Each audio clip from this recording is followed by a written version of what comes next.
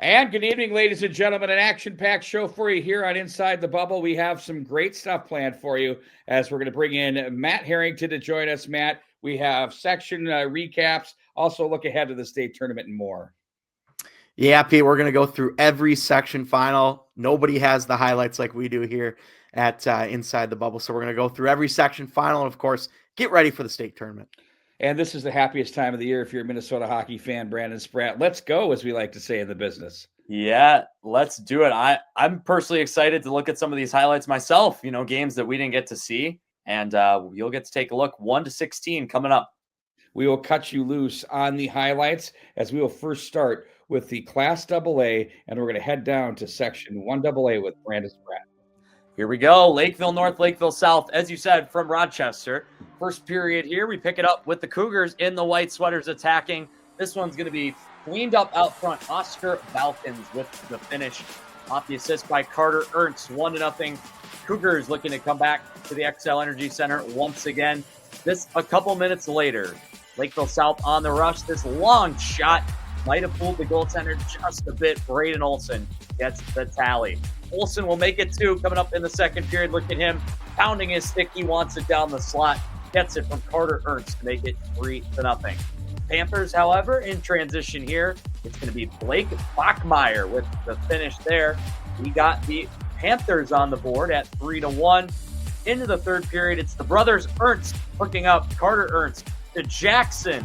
Look at the beautiful feed there out front. Backhand goal. Jackson Ernst makes it 4-1. And then into the final minutes, still 4-1. Another nice pass there. Colby Olson through traffic, finding Jack Starfield for the goal. Lakeville South would go on to win this one by a score of 5-1.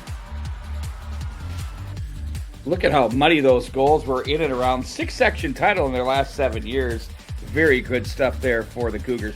Over to Braemar Arena we go. It's Holy Family and Shakopee as we have the face-off. Oh, look at that play made. Zach Doctor cleans up off the Peyton Chase through the wickets. And it's 1-0 Shaco. They're going to go up 2-0 as it's, oh, look at that. The defenseman down low on the power play. Jack Kultgen makes it 2-0. And the Selly is on. They'll make it 3-0 late in the period. Look at that. That's a rebound. And they finally score again. Who else but Cooper Simpson as he piles up the numbers. Late into the third period we go. We'll see this turnover. Low! Look at that. That's a big hit. We're playing for keeps here, folks. Had to show that one. And now this is going to be the empty netter that'll seal the deal. It's going to be Nate Pedersen. Fights off the check. He doesn't get it in the net, but because it's empty, he gets absolutely savaged. And what do we get? Whoa! The penalty shot means that's an automatic goal. First trip in the AA and first since 05. Back out to Braemar Arena, Cretin-Derham Hall, and St. Thomas Academy in the 3AA final. Raiders looking to get on the board first, and they do. Nate Chorlton gets that to go through the 5-hole. 1-0 Raiders. But the Cadets would answer back about 5 minutes later. But look at the first, this big hit there laid by Cretin-Derham Hall. Late in the first now, Cadets trying to get on the board. It is a power play, 5-on-3. Mike Mikan gets the goal. We are tied up at 1 as we move into the second period. And look out here, a turnover on the Raiders power play. Will Doshent shorthanded, and he buries it. Cadets lead for the first time with 8:52 to go. Final seconds of regulation. Cretin-Derham Hall trying to tie the game. Walk cross on the one-timer, and Marcus Matthias ties it for Cretin-Derham Hall with 13.9 seconds left.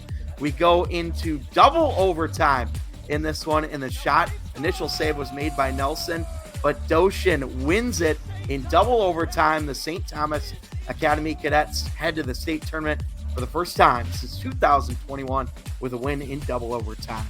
That was the loudest I'd ever heard Braemar Arena in my entire life. Now let's go to the Section 4AA. Stilley and Hill Murray. This is a great matchup. It's going to be Bowden Sampaire. Hard-working goal. The crowd, look at that. Hands up in the air. Arm pumps. We are jacked. It's 1-0. Now it's Stillwater's Luca Jarvis. Oh, look at that. He takes a swing at it. Stayed with it. And tucks it home on the backhand to level us at 1. Now Matthew Volkman, he's going to be a big-time player in this contest. Look at that turnover. Turns and fires. gives the Ponies now the 2-1 lead. It'll be Volkman again at 14:59. 3-on-3. Parting of the Red Sea goes upstairs. They thought the goaltender had the shooter, but the shooter had something else in his mind. It's now 3-1. Look out, though. 5:27 to go on the clock there. Here comes a shot, rebound, and a goal scored by Samper. It's now 3-2. Are we gripping the sticks a little tighter? Maybe we are. We'll find out here. Power play time. We're under 3 minutes. And they score again. That's Graham Greeter. We're even up at 3. And that puts us into overtime. And here comes a big tally for Stillwater's Matthew Volkman. And he scores. Not only are the hats flying, the buckets are flying, the sticks are flying, and the Ponies are back in the state tournament for the first time since 2016. Well, that cowboy hat on the Hill Murray side was not flying. It was not. Comes one game short of a state tournament. Number 1 team is out. Rogers, speaking of number 1, they're looking for their first state tournament ever. Nolan Gertis wants a piece of that. He scores 2:27 in to make it 1-0. Now Rogers goes on a tear to start the second. Jake Vukic with the steal puts the Royals up by a score of 2-0. This is just over a minute later. The dynamic Royals, what a pass. Mason Jensen to Keaton Weiss to make it 3-0 Royals. Off a face-off here. It's going to be another one. Back out front, Brock Cheslock with the stuff. 3 goals in a minute 25 for Rogers to lead 4-0. Game over? Not so fast. Champlain Park returns here.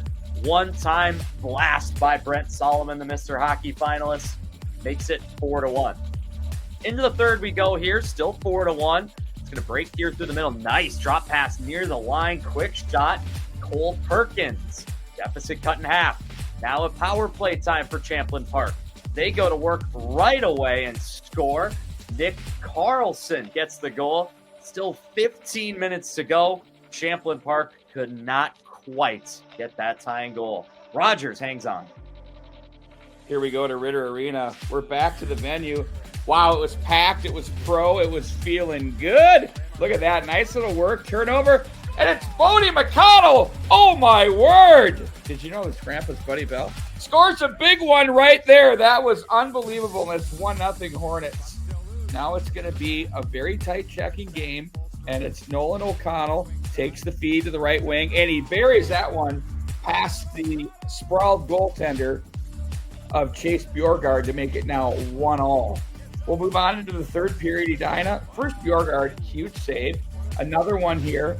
He'll throw the pillow, and now the rebound comes up. Here's Caleb Pitsley in on goal. His shot was stopped. A nifty save made there. Pellinger was there, but no. Mason West comes through and gives the Hornets the 2-1 lead. They'll go up 3-1 now on this goal by Freddie Schneider. Look at him along the goal line. Oh, look at the skill. At the back to the 10. He turns and buries it for the 3-1 Edina lead. They will now go up 4-1 late on this empty netter. Mason West will make no question about it as he finishes for the Hornets. They continue their stronghold, 4th consecutive and 43rd overall state tournament appearance. Up to Duluth we go for Andover and Rockridge at Amsoil Arena in the Section 7 AA final. Andover looking to get things started. And, oh, man, the water bottle popper there from Cam Langfeld gets it going 1-0 in favor of the Huskies. But Rockridge, though, in the second period and on the power play, shot from the circle by Grady Dimberio ties the game for Rockridge. It's 1-1. Later in the second, Andover on a power play this time, and they get the goal. This is KJ Sauer who puts it home past the goaltender to make it a 2-1 lead. And then Langfeld again, number 10, keep an eye on him in the middle of your screen. Going to get this one up over the glove, and Langfeld makes it 3-1. No other goals in this one. Andover started the season 0-9, a remarkable turnaround. They're headed to the state tournament. Upset-minded Jacks against the Moorhead Spuds up in Thief River Falls. This, folks, right off the opening faceoff. Evan Warner to work. Mason Kraft the pass. That was 8 seconds into the game.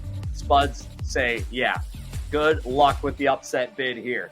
Zach Zimmerman then, even strength. He's going to score out front here. 2-0 Spuds, 5 minutes, 40 seconds into the game. And this just past halfway in the first. Warner makes it 2. 3-0 Moorhead, less than 9 minutes in. they would set the tone. However, Bemidji with a push here, Briggs not. About a minute into the second period, gets the Jacks on the board. From there, all spuds. 8-1 final. Moorhead goes into St. Paul with the most wins in the AA tournament field. Guys, that was an incredible week of hockey. Really good stuff. Before we go to break, we've got a really special look at. And good evening, ladies and gentlemen. A warm welcome to Braemar Arena here in Edina, Minnesota. It is time for the Section 3 AA final. Longtime rivals St. Thomas Academy and Cretin-Derham Hall going head-to-head here for a trip to the state tournament. Cretin-Derham Hall looking to make it a fourth straight Section 3 AA title. The St. Thomas Academy trying to get back to the state tournament for the first time since 2021 as we are underway.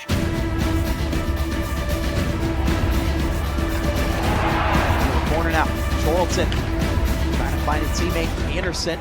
Easton, no problem there. Chorlton will toss it, scores! Chorlton got it to go through the 5-hole. And it's 1-0 Cretin-Derham Hall with 7:14 to go in the first. Whistle, and looks like they did call it. So we are going to have a penalty on Cretin-Derham Hall to be on Alex Loadout for tripping. 4:34 to go.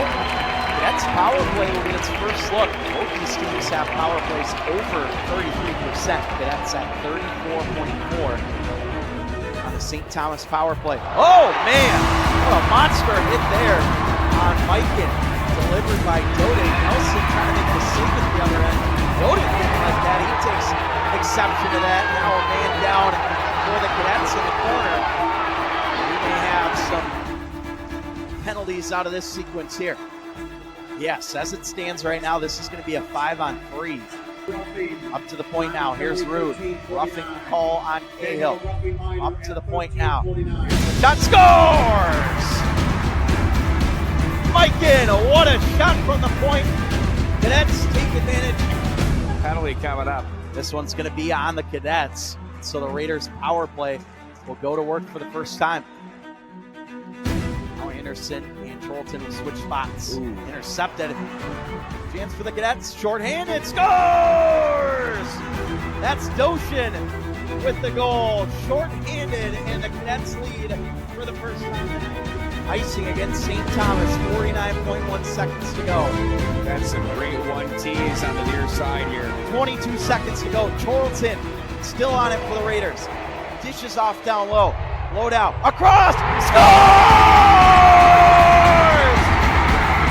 Matthias has tied the game. 13.9 seconds to go. This place here.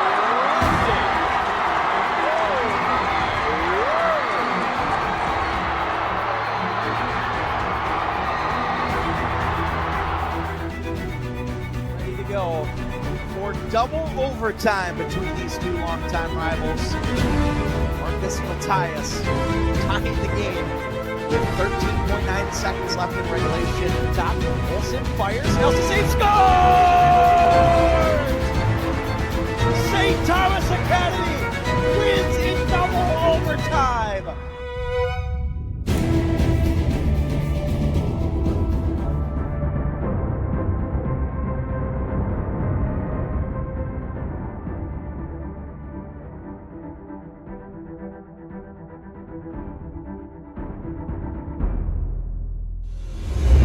My grandfather opened our doors in 1930.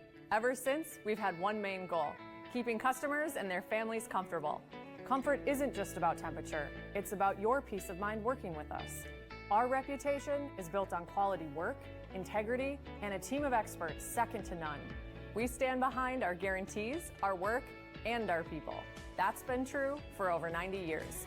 Standard Heating and Air Conditioning, the comfort you deserve since 1930.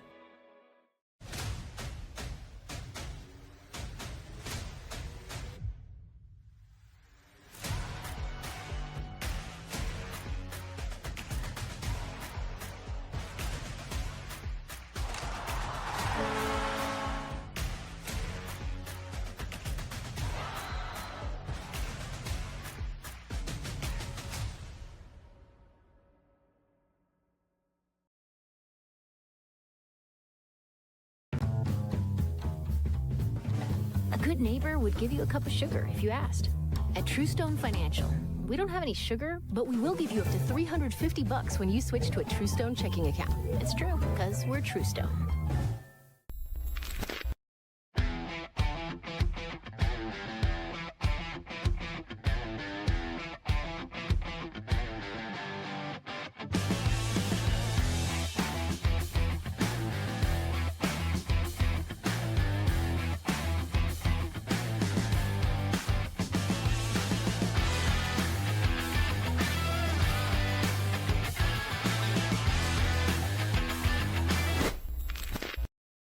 My grandfather opened our doors in 1930. Ever since, we've had one main goal: keeping customers and their families comfortable. We stand behind our guarantees, our work, and our people. Standard Heating and Air Conditioning, the comfort you deserve since 1930.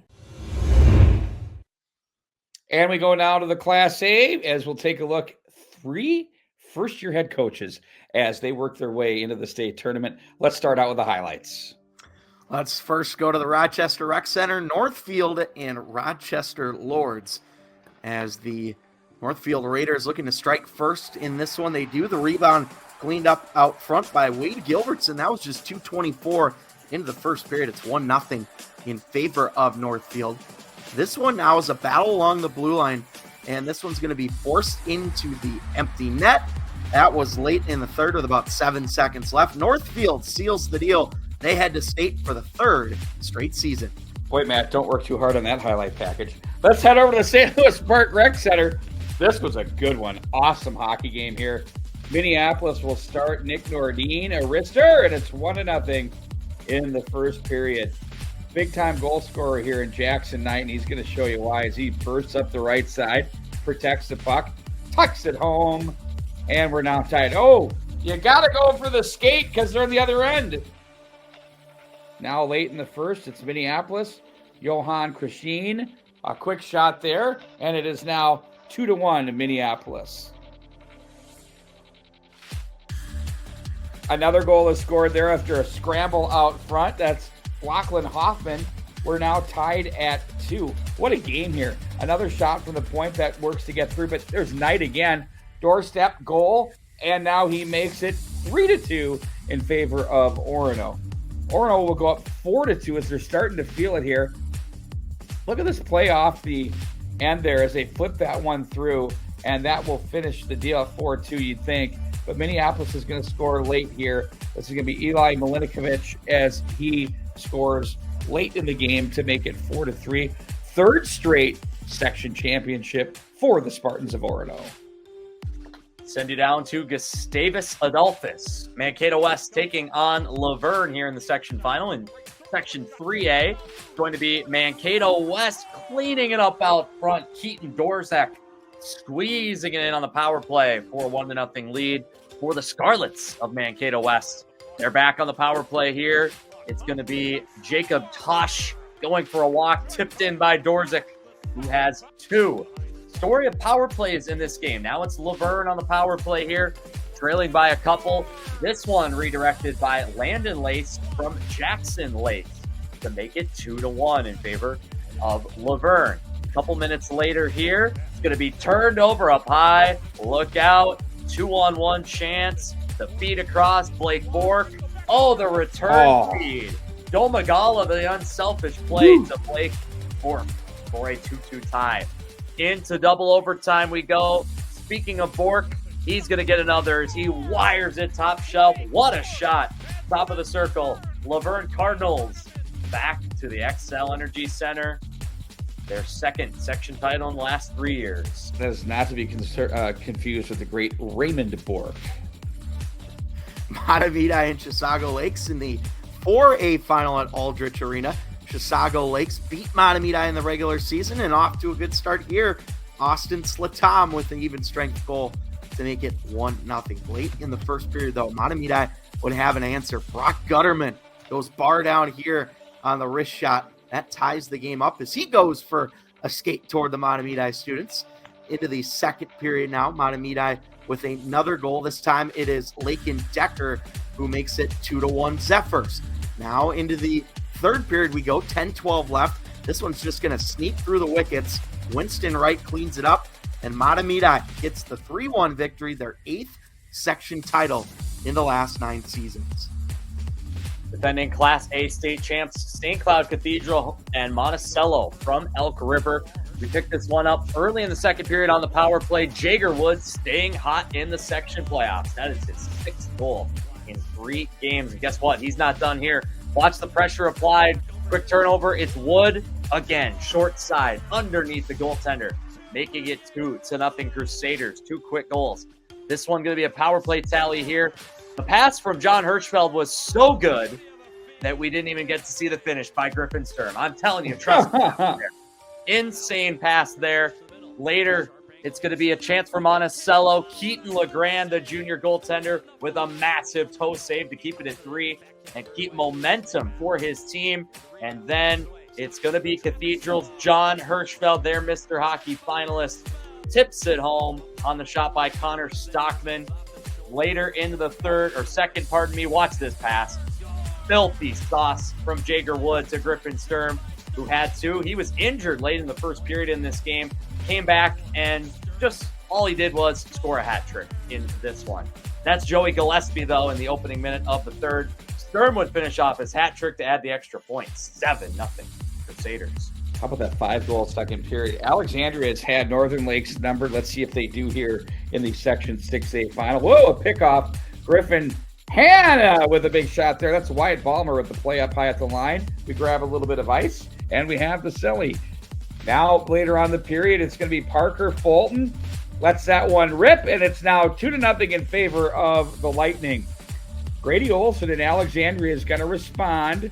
Look how muddy it is down there. Bodies everywhere. What's going on? It's now 2-1 as we move on into the second period. Alexandria's going to say, we ain't going away here, boys. And the puck gets down to the low slot, backdoor, and William Thornburg evens it up at 2. That's at 5:41. Good teams respond. And at 6:30, Drew Paulbeck gives his team the 3-2 lead. And he goes for a skate. What are we doing here? Okay, that's a good one. Now it's going to be Northern Lakes. Paulbeck again off the draw out front. Muddy, messy, grimy goal. And now we go for the little sword fighting thing there. Okay, now back in behind the net. The Sellies are out of control. Classic. There's a shot from Nicholas Schultz with 14:49 of the second period, but too little too late. Alexandria 14-14. The Lightning, their first state tournament appearance since 21. Back we go to Amsoil Arena in Duluth. Hibbing Chisholm and Cloquet Esco Carleton in the section final. This one's, oh my goodness, look at the dangles put on by Gentilini, who makes it 1-0 in favor of the Lumberjacks, who are the number 1 seed in this section final.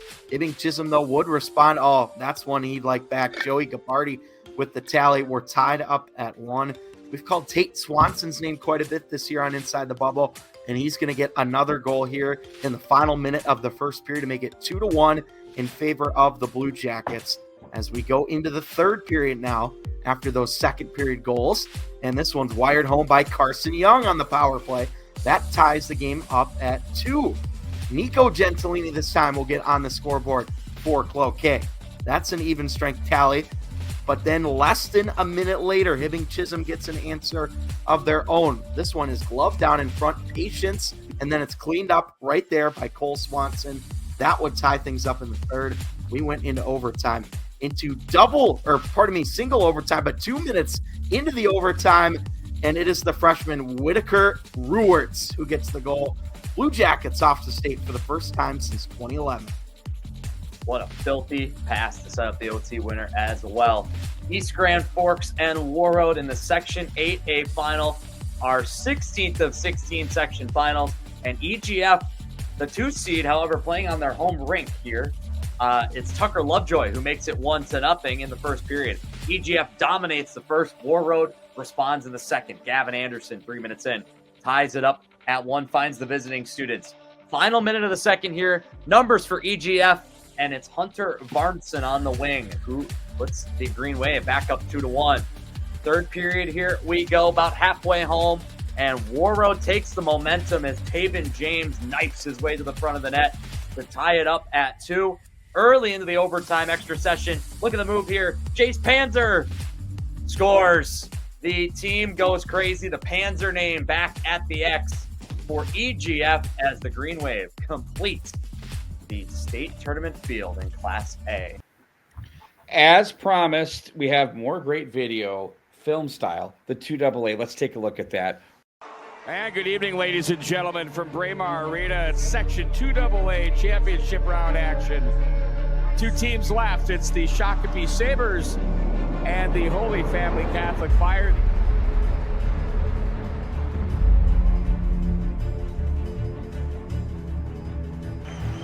This place is completely electric. We had the big time tailgating going on outside. The line was wrapped around the building to get in. Owen Lunenborg, 17-3-1 with a .917 save percentage. He has 3 shutouts to his credit. This should be a lot of fun here today. We're underway from Braemar Arena.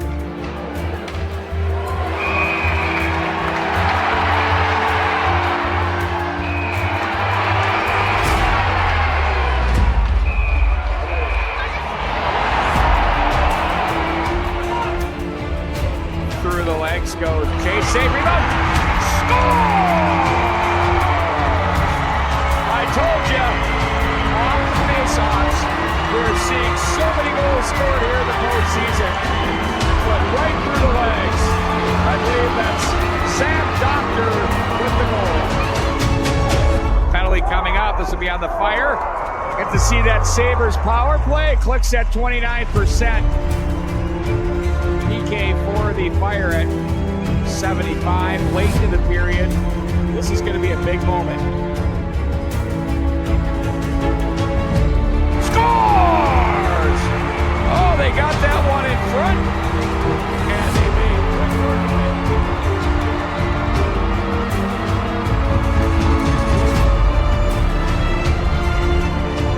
Oh, nice job. Nice stick by Steinhoff. Racing up with Sorensen. He would have had some room. 23 to go in the period. Back in behind, out front. Puck's loose. Scores! Oh, a backbreaker late in the first period. Sabres lead 3-0.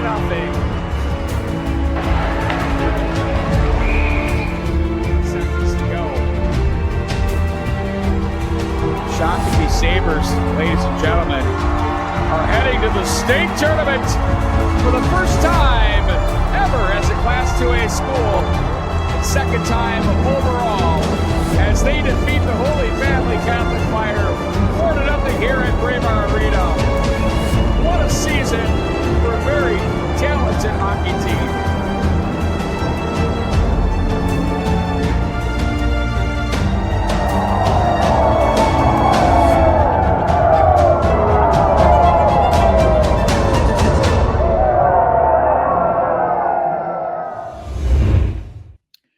We now will take a listen to head coach Greg Zanon as he takes his Class AA Stillwater Ponies to the state tournament. Let's listen in now.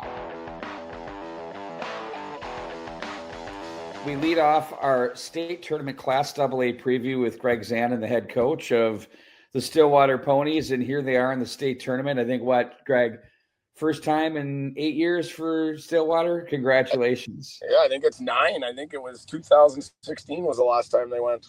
Yeah. Okay. Yeah. Okay. So 9 years. That's the Cates era and whatnot. And yeah, I was saying, based off of the reactions you get from these games in the stands, it almost feels like it means more for the fans than it does these kids. These kids care a lot. Can you talk a little bit about overall from what it means to the community for Stillwater hockey and your kids? Kind of a 3-pronger there. Yeah. I mean, I think it means a lot to our kids. I think they, especially during the celebration, obviously always going down to the student section is, the thing that these kids do. And I think it means just as much to our student section as it did to our players. So, and I think especially for the students, I think it's missing the day of school and being able to hang out down at the Excel. So I think that was why they were so happy, but it was awesome. The feeling of, I said in an interview after the game, it was just pure joy. It was just pure joy. That team has worked so hard for us since they were peewees. This is all they want to do is play hockey, and we got it done. What do you like best about the style of play that these guys deliver for you? We're a talented group, but it's our work ethic, I think, that sets us aside. They work so hard. They hunt pucks. They create battles.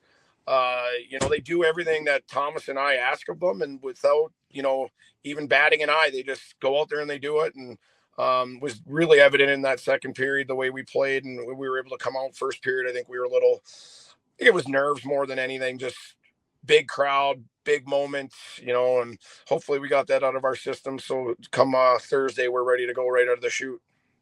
You and I spoke yesterday. I was curious what was going on in the locker room. Like, what do you say? You look at the clock and there's 5:14 left or whatever when they make it 3-2. Okay, you grip it a little tighter. They get the power play. It's 3-3. It's really easy emotionally to say you had something in your hands and it just got totally pulled away from you and you could fold like a tent. So then you go, okay, now what do you say in the locker room? What'd you guys talk about there? What was going on? Going into that second OT, there wasn't a whole lot said. I mean, at that arena, you're right next to the visiting team. All that's in between you is a doorway, so you can pretty much hear what you're both saying. And, and you didn't want to add any more extra pressure to the kids. And I really just came in and just gave them this is the way it's supposed to be. It's laying out for this reason, for us to win in overtime. It was the same way 9 years ago. Our student section was wearing the same colors they wore that year. It was meant to be that way. Now somebody go out and do it. And, and Volkman came up huge and he did it for us. So then when you go to the state tournament, number 2 seed to me is one heck of a compliment behind Moorhead. What did that mean to you when you saw those things come in?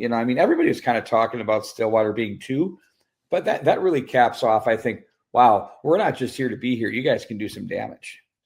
I think, especially being in the first year of the full seeding, it's been amazing. I mean, we've kind of been in that top, 10 teams all year. And I think since we lost to Hill Murray in January, we've been, our team's been playing some really good hockey. We got that win against, St. Thomas, and, it just has kind of elevated us. And, getting that too, I think it's just credit to the amount of work and the amount of time and effort that our kids have been putting in day and day out to be that top team. And we're super excited to be the 2 seed. We're looking forward to seeing you guys down there. Great for Stillwater hockey. Good luck. And we know with you and Thomas and your entire staff, they're in great hands. It's been great for us to watch what you guys have been doing over the years.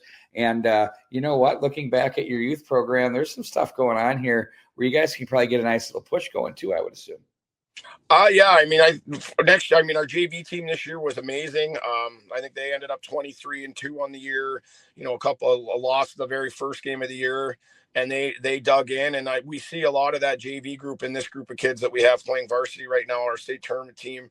They care, they put the work in. You look at our Bantam programs, our Bantam AA teams, mostly first year players this year. And, we got a lot of stuff coming through Stillwater, and, as more and more kids are staying and choosing not to go to private schools, which makes our program competitive every year.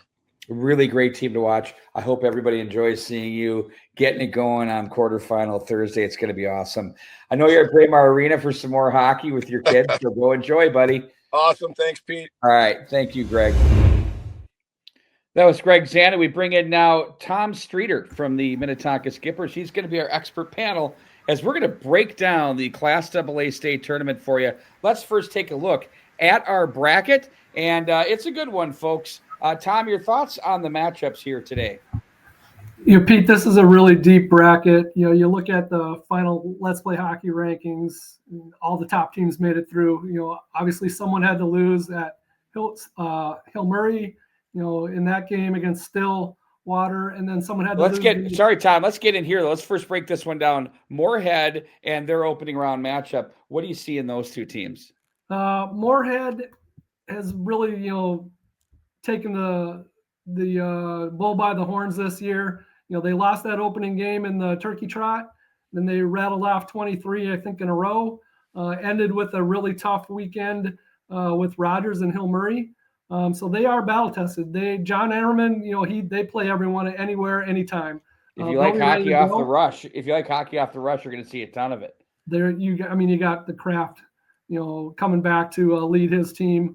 to the state tournament. You know, they've got some high flying forwards and really some defensemen that not a lot of people know, but have, you know, 2 to 3 years of experience on that blue line. You know, this team has been building, you know, through the youth programs with Pee Wee A and BAM AA state titles. I think coming into the season, a lot of people probably penciled in Moorhead to not only make the state tournament, but be a finalist. Lakeville South here, we're seeing their video quite good as well. They've been You know, perennial. Yeah, Lakeville South, you know, Josh Storm does an awesome job down there. He again is another coach who plays anyone, anywhere, anytime. You know, they were struggling through December. You know, the Skippers kind of, you know, took it to them in late December up in Plymouth. But since that time, you know, they rattled off a record of 14-2 from January 1. So they got going, and that really coincided with one of the players. We're going to move on now. We're going to keep rolling here. We're going to move on now to Rogers and their matchup with Edina. This is going to be something special. First, a look at Rogers. Yeah, Rogers again. This team's been building now for 3 years. You know, Coach Brown brought in a lot of sophomores back 2 years ago. Built this team up from the ground up, led by, you know, Gertis and Jensen. You know, who are really the top 2 guys, you know, on their team that get a lot of the highlights, but they're deep. You know, they've got Jackson Smith Connect on the blue line. You've got Keaton Weiss, a team that Edina is going to definitely, you know, have to work every inch of that ice to get the win. And they will have to. They have 3 Mr. Hockey candidates on this Rogers team alone. And then when you take a look at this Hornet team, you know everything about them. Well, you know, what can't you say about Coach Giles and his staff? They and Pat, Coach O'Leary kind of said it after the Section 6 championship game. Edina just knows how to win that big game, you know, at this time of the year. They're used to the pressure, and they come through. And they're young, Pete, as you know, only 5 seniors on this team. You know, so kind of under the radar a little bit. But again, the Lake Conference, you know, that just sets you up for success going into, you know, tournament time. It sure does. And you know what? You take a look at the Hornets. They have 14 state titles. The rest of the field has 1. If you want to include St. Thomas Academies, excuse me, 5 Class A, go right ahead. Speaking of which, St. Thomas Academy and Shaco, this is going to be something special. I think, Pete, you and I talked about this. This could be the game that lights up the scoreboard. Both these teams like to get up and down the ice. I would not be surprised if we see a 5-4, 6-5 type game. No question. And, you know, St. Thomas Academy has the ability to play well-structured hockey, but they've got some offensive thrust. Will Dozian was just a heartbreaker the other night in that hockey game, no question. And you have to deal with their ability to play, whether they're deep in the offensive zone or they're doing things like this off the rush, going to the net. But I think their defensive structure is going to create some problems. But, you know, when we take a look at Shakopee's stuff coming up here, you saw them, and you know what, that big line with Cooper Simpson and the entire group. I think Jack Kultgen is an incredibly underrated defenseman in the league. Yeah, he's definitely a huge underrated junior defenseman for their blue line. You know, look for him to have a big year going into next year and finish off his junior really strong. You know, Simpson, Sigurdsson, Peterson, you know, all awesome players. Again, another team that's been building for about 2 to 3 years to get to this point. You know, we saw them twice during the year, played them to a 2-2 tie, you know, right before Christmas, and then had a really good game, you know, in that Section 2 AA semifinal where, you know, we got the goalie out and hit a post with under a minute to go to tie it up. So it's going to be a really good game. It will be. And it feels to me like Shakopee has really refined their game to a playoff game. Final matchup, Stillwater and Andover. Andover has been 15-4 since being 0-9. How about this one? Wow, that's a game. Yeah, that starting with everyone talked about the Andover start at 0-9, and if you dug into the details, you know, there were a lot of 1-goal losses. I mean, to several teams, including the Skippers. Credit to Coach Manning and his staff. You know, they got that first win, I believe, over Rosemont in the Christmas timeframe, and they, you know, posted a 15-4 record kind of from Christmas on out. And again, another team that they play anyone, anywhere, anytime, and they've got the big-time goalie that can steal a game for them. And in talking with Coach Manny, you know, there's a lot of undertones in this Stillwater Andover game that I think everyone knows about. Well, this Stillwater team is so good offensively. They have layers and levels of offensive talent. They are coached strong and hard in their defensive zone. I think they do an incredible job in all components, power play, PK. We cover a lot of their games, Tom. You guys play them. They're a very strong team. And I think with the goaltending that they now have, I know it really comes down to there's one crease. And, goaltenders want options, and we're going to have two really good goalies going at it. For Andover, though, I think they believe they could do it the second they won their first game. It was really impressive stuff. Tom, we're going to have to bid you adieu as we cruise through this show. Thank you for joining us with your great insights. It was awesome stuff. My pleasure, guys. That was Tom Streeter, ladies and gentlemen. We'll hear more from you later. Now we're going to take a look at that amazing 6AA final film style.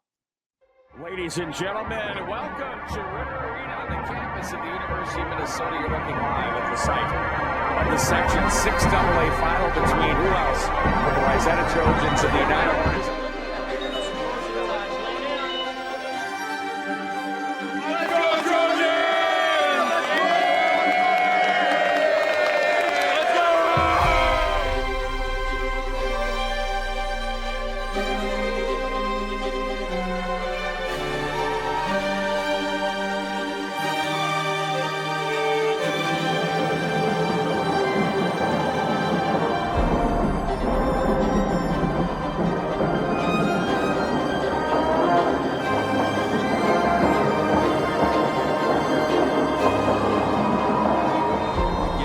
Get the anxieties out.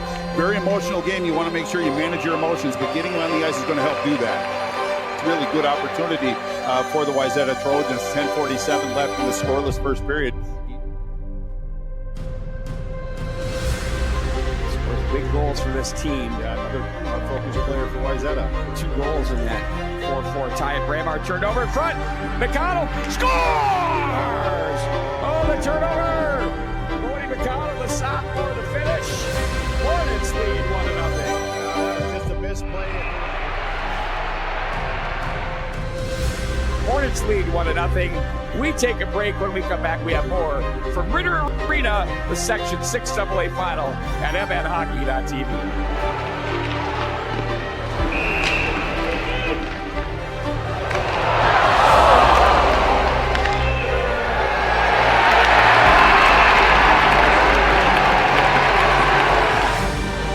Back to full strength, over to the right wing side. Alton scores! Nolan O'Connell!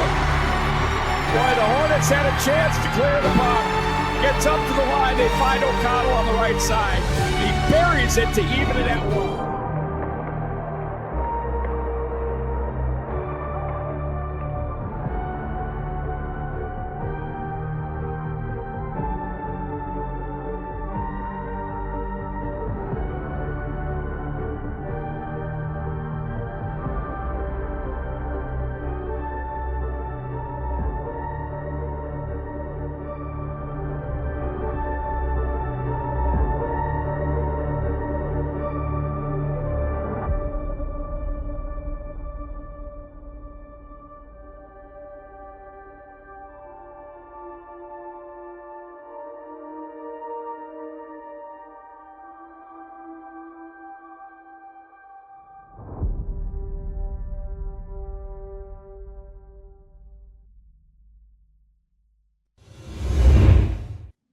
It is fair to say the Class 2A is up for grabs, anybody's game. We're now going to hear from head coach Aaron Jamnick of Hibbing Chisholm for the Class A. Aaron, congratulations on the big Section 7A win. And that thing was a lot of work. You had Hermantown and a really good Cloquet team to get through. Can you take us through the journey and the mindset of your team through the playoffs? Yeah, thanks. Yeah, we knew it was going to be a grind all season, and that's kind of what we played for all year. And yeah, it was. Both teams are phenomenal, and yeah, the boys were able to find a way. You brought back a lot of players from last year's team, and they've had some good runs at youth hockey as well. And not many people were surprised that you would be able to come through and then also now capture the #1 seed. What does this say about this group of kids and their development as a group as you have worked with them? Yeah, they come to work every day ready to go, and they're hungry. They don't need much motivation to get going. So that's been good for us. But yeah, how good the other two teams were. It was going to be hard work, resiliency. We were down in both games. Cloquet, we were down twice. So Right. guys never quit. And yeah, just kept going. When you do look at that and at the levels you played, obviously at Providence and then UMD as well, and being a Hibbing native, how hard is it to not say, just getting there, look at what we did to get there, to say, we can't be satisfied here. Let's step it up a notch. Yeah, the boys definitely, enjoyed it after. But yeah, that being said, it's time to get to work again, and we start up again Wednesday. How has the reception been in the town, and how excited is the city of Hibbing right now? Yeah, it's been great. The support for the team all year has been phenomenal. The crowds have been awesome at home and, even on the road. And I think that helped big time playing in the playoffs, because the boys played in big stadiums, packed arenas all year. So it wasn't, just another game pretty much for the guys. Did you drop the schedule to a challenge to that regard? Was that kind of by design for you? Yeah, that was a big priority last year. We made the section final and, came up short against Hermantown, and obviously the schedule they play is very challenging. And, for us to get to that level, we needed to be challenged and grow. And yeah, it paid off for us. What are some of the things that you will put into play when it comes to the state tournament? Obviously, there's the TV timeouts, and the game can, I don't think it's choppy, but it's sort of played in 3 chunks. So how do you approach that from a coaching perspective? Do you ignore it, or are you going to get involved and say, we can work through some things this way or that way? Yeah, not too much. I think depth is one of our strengths as a team. So definitely want to get everyone going quick shifts and chopping away. But yeah, I guess not too much. We had TV timeouts in the semis and finals. In section 7. So I think that helps, going into state, having done that already. And then final question for you, for those that haven't seen your team, and I've seen a lot of them, what can they expect to see from you when they come into St. Paul? Yeah, we're looking to transition game is, probably our strength as a team, and we're looking to get up the ice and attack. We'll be watching that very closely. Best of luck to you this upcoming weekend. Number 1 seed. Everybody's looking at the Hibbing Chisholm Blue Jackets. I'm one of them. Can't wait to see you guys play. And I think you will be one of the most entertaining teams in both the classes. We're looking forward to it. Thank you very much. Great stuff from Aaron Jamnick. Now we are going to take an in-depth look at the Class A preview for the Minnesota State High School Hockey Tournament. Here's a look at the brackets. Brandon, have away. Oh, Brandon's muted. We'll get him on me. He pulled the Pete Wagner there. Let's take a look at the first matchup. There you go. Hibbing, Chisholm, and Laverne. Let's go. Yeah, Hibbing, Chisholm, and Laverne, 2 teams. Obviously, a very, very long way apart. Laverne has drawn the Section 7 champs once again, as they've done in all their state tournament appearances. But we heard it. Hibbing, Chisholm, they won a Bantam A state title a couple years ago, I believe. They have a great group coming up. Really young team, and it was awesome to see them break through. You had a freshman, Whitaker Rewert, scoring the winning goal in the section final. And they, we heard them. They played a really tough schedule. They upped that schedule this year. They beat Cathedral in a season opener, so they earned that number 1 seed on the ice, and it's going to be a fun team to watch in St. Paul. Matt, is Laverne an 8 seed? That's the $1 million question.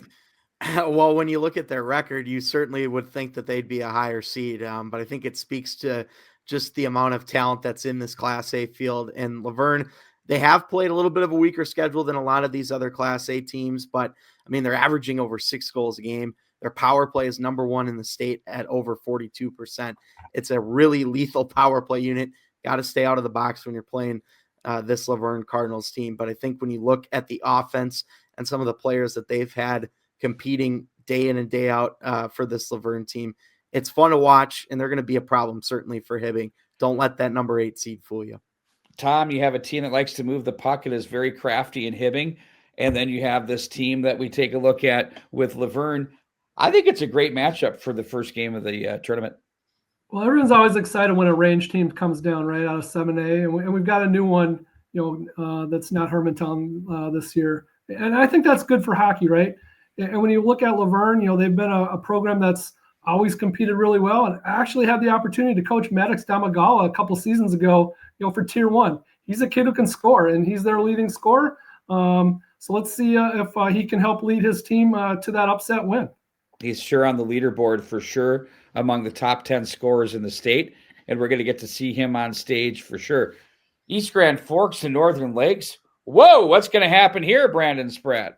Well, another team that won a Bantam A state tournament, you had Northern Lakes, who I think, similar spot. So especially here in Class A, we're seeing the teams who had youth success a couple of years ago. They're funneling up here and making state tournament appearances. This is a really intriguing matchup. I mean, EGF #1 for a lot of folks in the preseason. They stumbled a bit, at times through their regular season, as we've seen the last couple of years. But when it counted, you'll see it right here again. Jace Panzer getting a big-time goal to defeat the Warriors.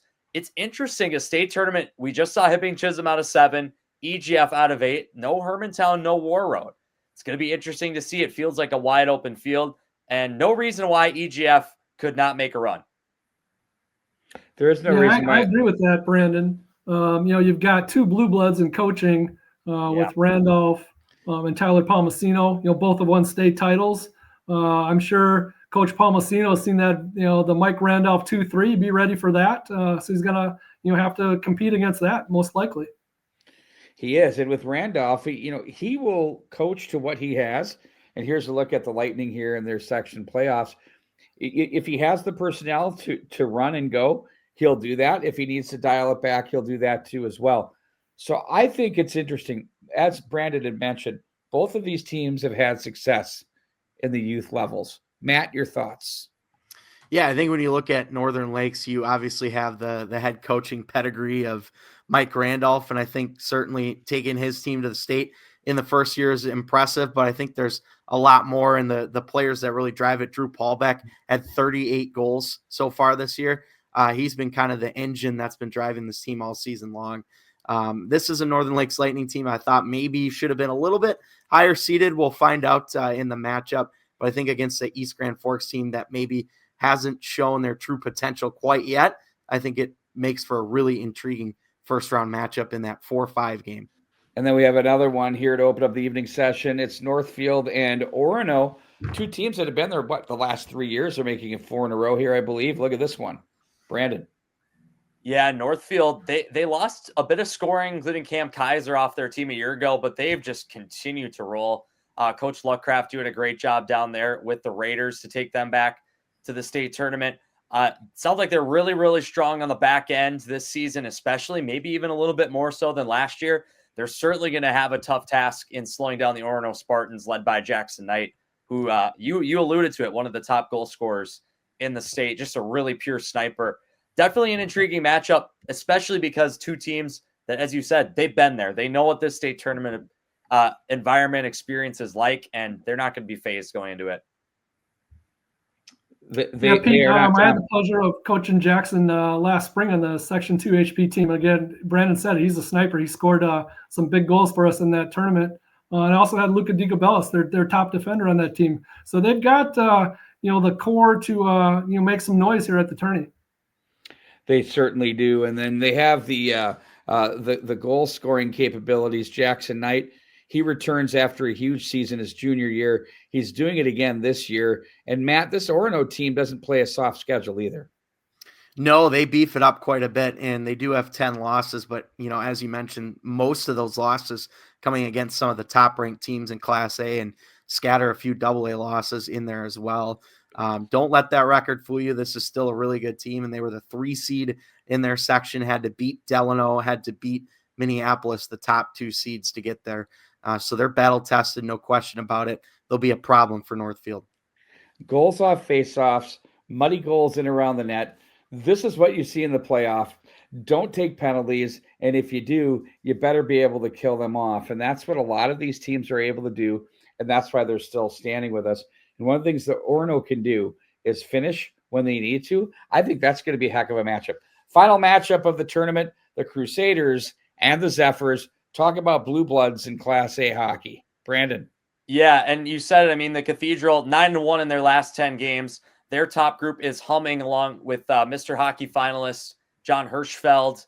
You'll actually see some highlights here. These teams played 2 weeks ago to end the regular season, so there's recent familiarity as well. Cathedral had to come from behind to win in overtime, as you'll see it, the highlights rolling along here. That would be the one thing for Cathedral. They stayed out of the box well in the section tournament. Their penalty kill is only about 70% this season, so Cathedral, I think, really needs to stay out of the box. But Griffin Sturm, John Hirschfeld, Joey Gillespie and company, they were incredible in the section tournament. They are certainly the informed team right now. And Bo Schmidt, keep an eye on him as well, a freshman forward that's added into that mix on the top line. Crusaders are going to be tough to stop. They're not as deep as maybe a Matamidi or maybe an Orono or a Hibbing. They can run those three lines a little bit more comfortable. So we'll see. But the TV timeouts, we talked about those earlier, that could help a team like Cathedral. Good stuff, Brandon. That's going to conclude our coverage here for the Class A preview. Hope you enjoyed it. Let's take one more look now at the 2A on film. And good evening, fans. Welcome to the St. Louis Park Rec Center. Jeff Brown here on MN Hockey TV.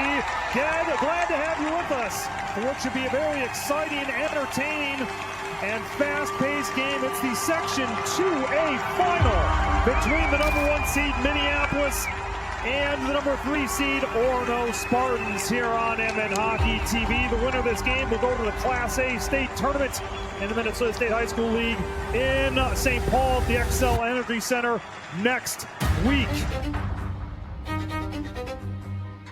Minneapolis in white with gray and black trim.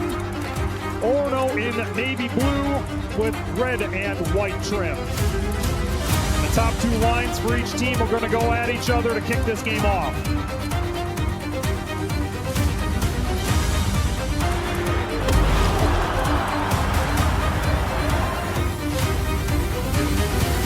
Anderson trying to dig it free, slides to the face-off circle. Minneapolis trying to get free. They'll get a shot up. They score! Nordin with the shot from the face-off circle. 1-0 Minneapolis. Unassisted for Nordin, the senior defenseman, giving Minneapolis a 1-0 lead. Across the rink, Knight trying to accelerate down the right wing. Jackson Knight in the zone, working on it front. He scores!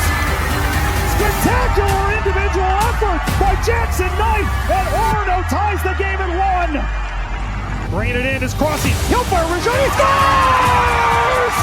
Crossing! The knuckling change-up wrist shot finds its way home, and it's a 2-1 Minneapolis lead with under 20 seconds to go in the first period. Stick the Pagel back it over for Hoffman. He scores! A bouncing around trip towards the goal. Bouncing around and still in front of the net. He scores!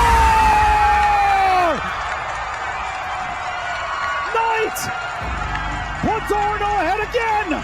It's 3-2 Orono. It's deja vu all over again. Orono, for 3 years in a row, heads to St. Paul. So Orono moves on to the state tournament once again for the 3rd year running, and they've got all the momentum in the world right now. Tough news today. Fab Five's John Miller passed away a couple of hours ago, and we'd like to close our show for the legend John Miller with a moment of silence as we all think of John. We wish you a great week.